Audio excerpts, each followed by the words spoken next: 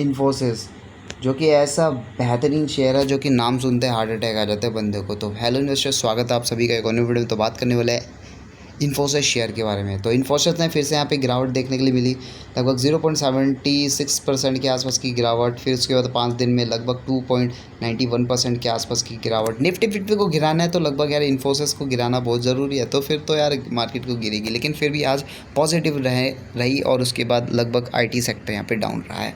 तो लगभग 1 मंथ में भी यहाँ पे कोई रिटर्न नहीं, 6 मंथ में लगभग 16.5% से ज़्यादा की यहाँ पे गिरावट यहाँ पे कर चुका है मार्केट। लगभग 15% का नेगेटिव रिटर्न देखने के लिए मिलता है इन्फोसिस के अंदर।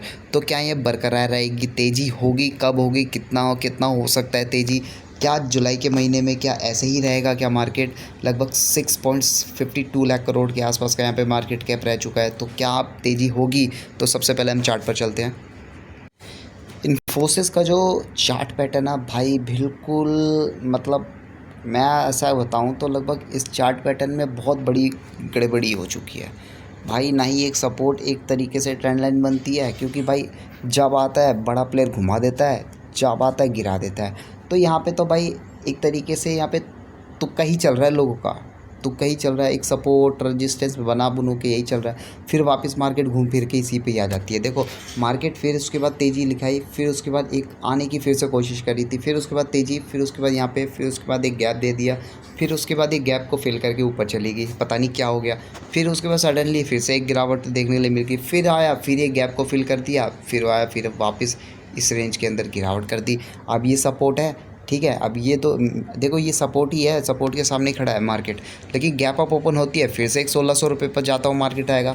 लगभग 1600 रुपये से आराम से जा सकता है मार्केट दोबारा से, कोई दिक्कत की बात नहीं है। वापस इन्फोसिस दोबारा 1600 रुपये पर जाएगा। फिर उसके बाद फिर एक और यहाँ पे देखने के लिए फिर 1600 रुपये का ये टच हुआ। फिर उसके बाद एक और 1650 तक जाते हुए नज़र आएगा। लेकिन गिरावट हुई तो ये फिर तो ये वाला लेवल टूट गया अच्छे से। तो एक गिरावट हुई तो फिर तो 1520 के आसपास ही सीधा ये नज़र आएगा ये शेयर। जो कि मैं आपको यहाँ पे क्लियर करूँ, बाय एंड सेल की कोई भी रिकमेंडेशन नहीं है, मैं किसी को डरा नहीं रहा। लेकिन इस इन्फोसिस बहुत बढ़िया शेयर है, अभी पैसा कमा सकता है। क्यों? क्योंकि देखो कोई भी इन्वेस्ट नीचे लेवल पे करता है ना, तो भाई उसका अच्छे से ज़्यादा लगभग सोचो यार। देखो इस रेंज के अंदर आप खुद सोचो, मैं आपको एक बात यहाँ पे क्लियर करूँ। यहाँ देखो, अब मैं इसकी ये देखो, अब मान के चलो आप यहाँ से लेकर आपने इन्वेस्ट किया बहुत नीचे स्तर पे, ठीक है। यहाँ से यहाँ तक मार्केट गिरी, मान के चलो, ठीक है, 1531 के आसपास मार्केट गिरी। उसके बाद सडनली धीरे धीरे तेज़ी होती है, तो आप यहाँ पे बहुत टाइम रुकते हो। तो लगभग यहाँ पे 9% 10% के आसपास का यहाँ पे अच्छा खासा यहाँ पे आपको इंक्रीमेंट अपना देखने के लिए मिल सकता है। लगभग 10% के आसपास आपको रिटर्न देखने के लिए मिल सकता है। अब गिरावट में यही तो एक फ़ायदा रहता है, ठीक है। अब जब ऊपर से लेकर यहाँ पे गिरावट देखने के लिए मिल गई, आप तो वैसे भी 7-8% के आसपास के लॉस में हो गए।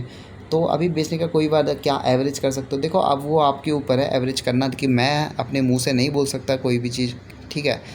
तो मिलता है नेक्स्ट वीडियो में।